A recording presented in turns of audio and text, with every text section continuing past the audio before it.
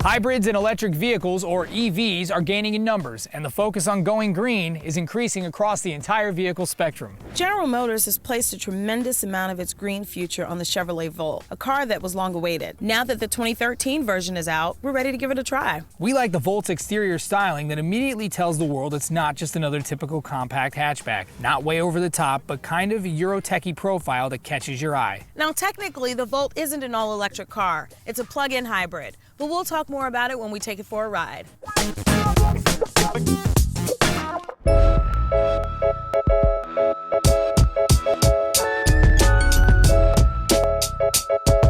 The Volt's cabin is upscale and technology themed.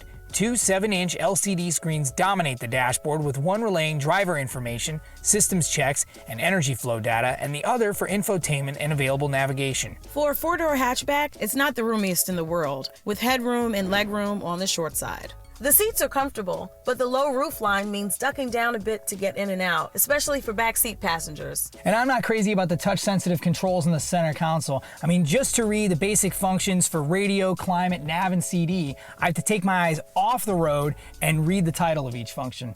But there are a few nice standard convenience features that earn points with us. Remote start, a tilt telescopic steering wheel, and automatic climate control. There's some good standard technology too, such as GM's MyLink touchscreen interface with Bluetooth, USB connectivity, and a 6-speaker audio system.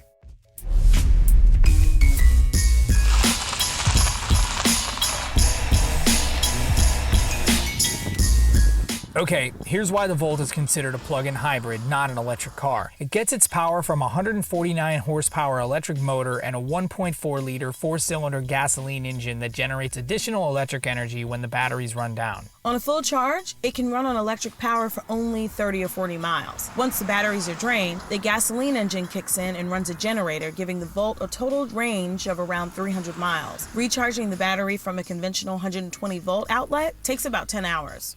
The 2013 Volt now features a hold mode that allows the driver to engage in all-electric power when most appropriate. For instance, if some stop-and-go city driving is going to be followed by a long drive on the highway, the driver can use all gas on the highway and all electric in the city. Now, according to how the EPA computes fuel economy for EVs and hybrids, the Chevy Volt scores the equivalent of 98 miles per gallon on battery power alone. The gasoline engine comes at just 35 mpg city and 40 highway. Compared to other hybrids and other efficient compact cars, the gasoline engine figures are not that high. And the 2013 Chevy Volt may be a little too pricey for those on a tight budget. Before adding any options, a new Volt starts at over $39,000. But many Volt buyers are eligible for tax credits that can reduce that considerably. Be sure to check the rules in your area to find out what applies. So you may want to shop around. And if you do, you'll probably consider the Nissan Leaf. But that maxes out at an 80 to 100 mile cruising range. The Toyota Prius plug-in is cheaper and gets around 50 miles per gallon from the gas engine, but can only go about 12 miles in an electric-only mode. The Volt continues to win believers among those who see the plug-in hybrid as the way of the future. It's got good looks, a classy interior, and impressive powertrain technology. The inside may be a little tight, the control console tricky to use, and the price could set you back.